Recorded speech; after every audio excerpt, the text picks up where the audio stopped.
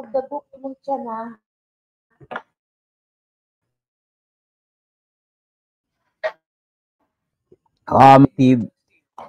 Pinipili lang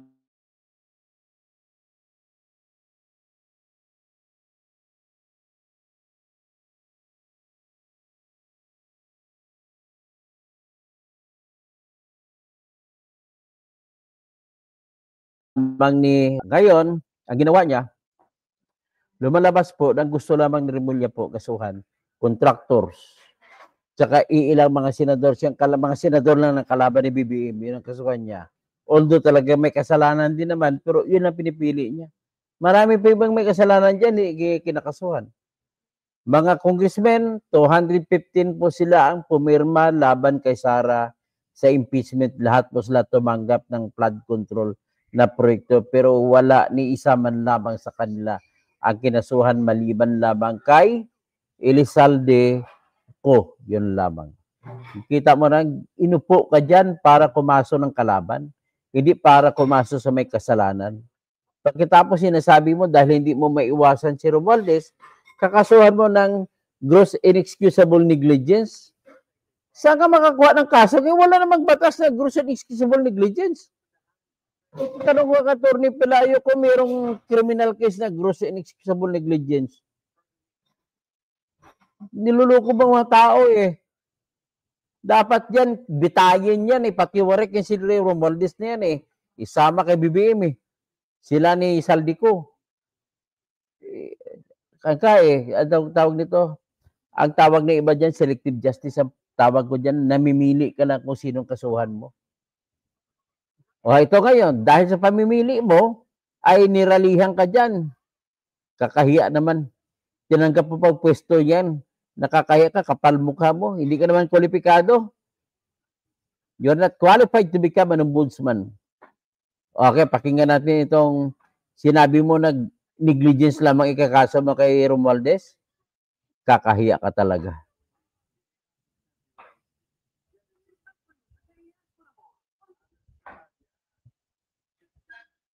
Asa na ba yun?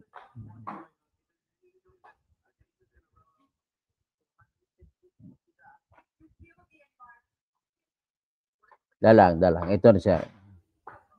Gross and excusable negligence. Parang ano na yan, ladies and gentlemen, na ibig sabihin negligence. Para ka lang isang nagmamaneho ng sasakyan tapos nakasagasa ka dahil sa hindi mo kawalan mo pag-iingat. Yan ang negligence. Diyan mo lang paparusahan. Maximum 4 na taon lang ang parusan yan. Pwede ka pa makapa-probation.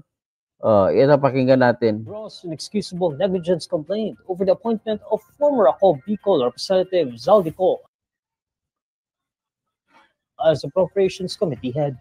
The Independent Commission for Infrastructure recommended on Tuesday, November 4, the filing of charges against former Public Works Secretary Manuel Bonoan. In a press briefing, Ombudsman Boying Remulla says one of the recommendations is to charge Bonoan with gross inexcusable negligence, adding that Romualdez and Ulit.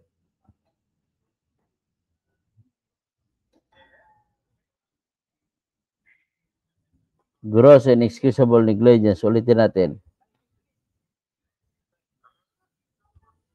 Former House Speaker Martin Romualdez may face a gross and inexcusable negligence complaint over the appointment of former ACOB Bicol Representative Zaldico as Appropriations Committee head.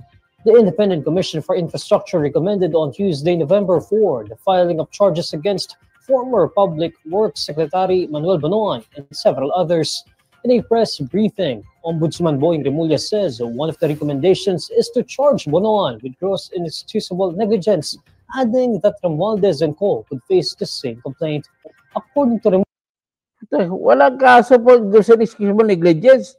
Gusto kita sa sampalan eh.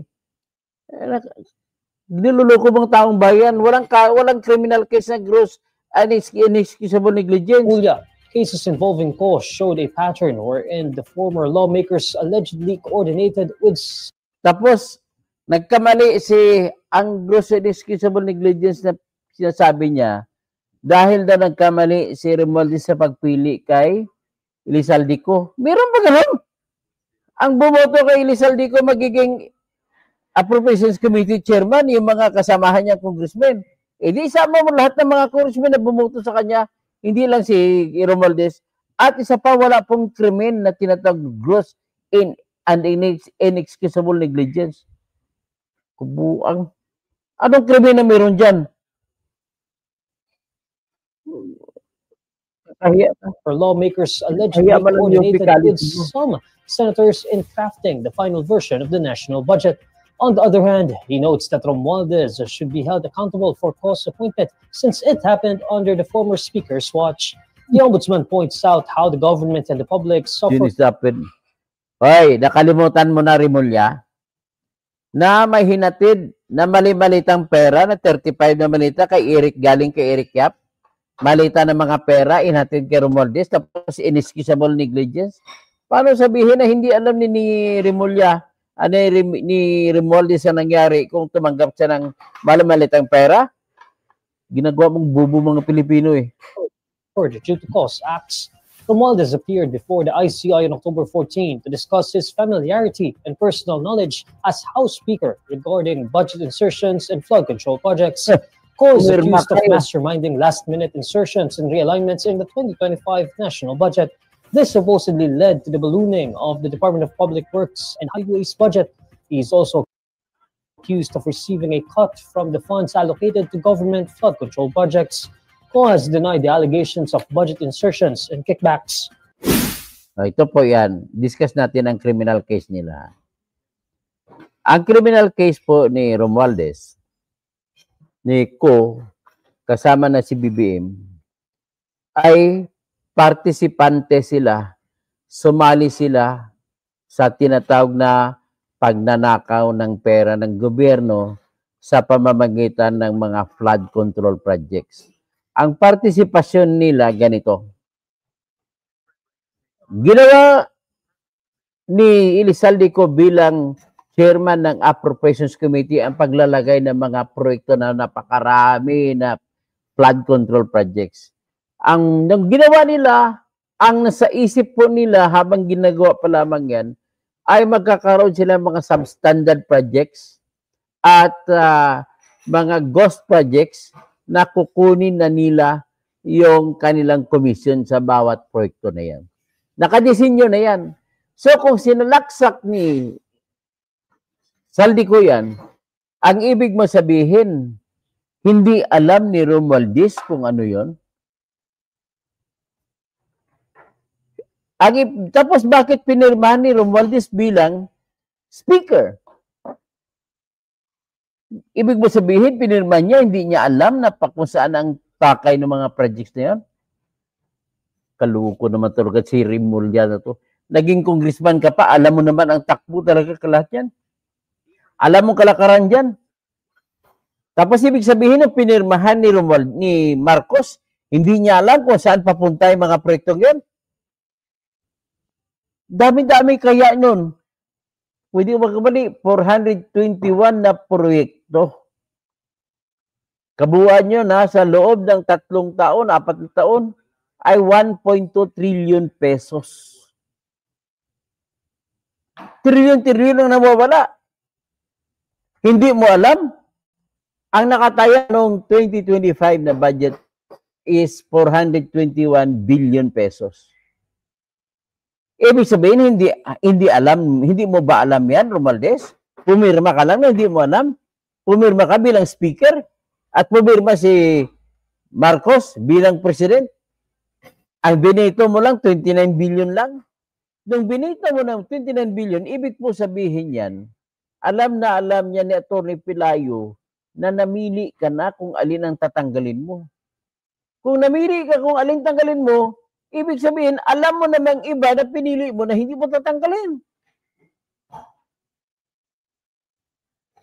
So, dapat talaga kayo, kakalusin na talaga dapat kayo. Bakit naman, itanong mo sa lahat ng abogado, may mga mag-comment dito mga abogado na nakikinig sa akin. Meron bang criminal case na, gross and inexcusable negligence? Nako, mayroong mga criminal cases na ginagamit yan na isa sa mga elemento ng mga krimen. Pero walang krimen na ginagawa na gross and inexcusable negligence.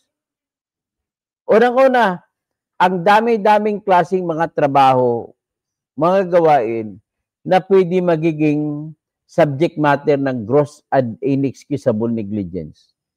Pwedeng sabihin natin nagmamaniho ka, tapos grossly negligent ka magmaniho. Nakasagasa ka, patay. Kakasuhan ka ng reckless imprudence resulting in homicide. Pagkulong mo hanggang 4 na taon lang. Hindi murder. Tapos, gusto palabasin. Ano gusto palabasin sa gross and inexcusable negligence? Paparusa mo yung ano? Nulyum krimen, nulya pena sinilihi. Kung walang krimen na nagpaparusa, ay hindi mo siya pwedeng kakasuhan sa krimen na yun. You can never punish an act as a crime if there is no law that punishes it. Ganun na kasimple yan. Gusto yung invento ko ng criminal law mo. Paano papasok yan? Administrative. Walang grossly and inexcusable. Walang gross and inexcusable negligence sa administrative law. Administrative sin. Administrative violation. Wala.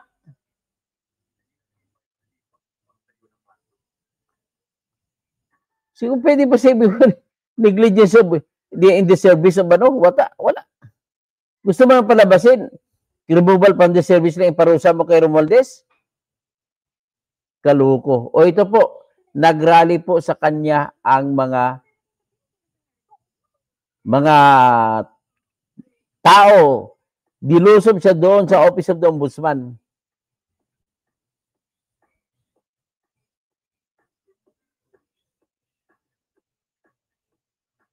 Ito siya.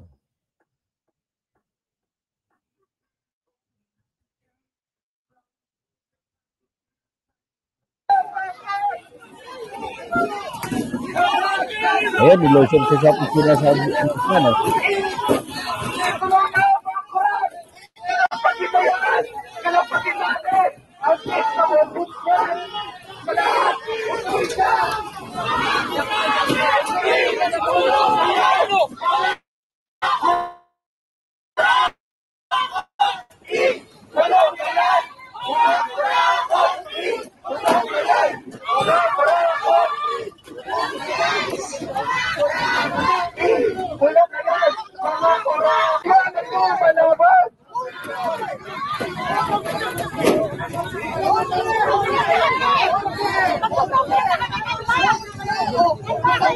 Lahat ng sagot!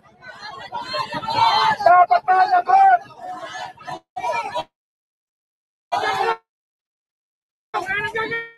Para sa Congress! Ang kwento po dito, inabangan nila si Remulla na papasok sa Office of the Ombudsman. Tapos, nang papasok siya, dilusob siya ng mga rallyista, hinarang ng mga pulis. Andun, kaya sinara kagad ang gate ng Ombudsman. Pero, nakaiwas ka man Remulla, napapakita lamang Remulla yan na makapal ang mukha mo. At gusto mo mangyari ay namimili ka lang kung sino kakasuhan mo. Wala kang kwenta talaga. Bantay ka lang pag makabuylo ako. Magsatawag na lang ako kasi marami pa kong kakantahin.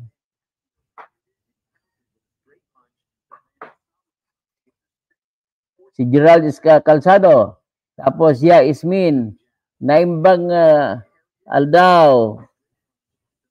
Atty. Toto. So, Gerald Calzado. Tapos Yamuel 1815. Hello Sir Toto, Terador, good evening. Sa totoo lang, mahirap na paniwalaan si Ombudsman Remulla. Ismin, sige, Dr. Toto, sampalin mo yung bunjong na yan. Pinaka walang kwentang ombudsman. Disbar na dapat yang Remulla dahil marami siyang illegal actions. Bend the law tapos ginawang ombudsman, God save the Philippines. Yan po ang problema natin po sa ngayon. So we cannot do otherwise except to pray na for God intervention kagaya ng bagyo. 125 na naman ang patay doon. Kawawa naman. So hanggang diyan lang muna tayo at tayo po ay magmuni-muni, paki-like, paki-share at saka yung iba pa ay mag-subscribe na rin at paki-invite ng mga kasama ninyo mag-subscribe hanggat sa umabot tayo ng 10 million sa 2028. Kung ganoon mangyari, susugod tayo, sasabak tayo na maging presidente tayo para sa kinabukasan ng ating bayan. Salamat po.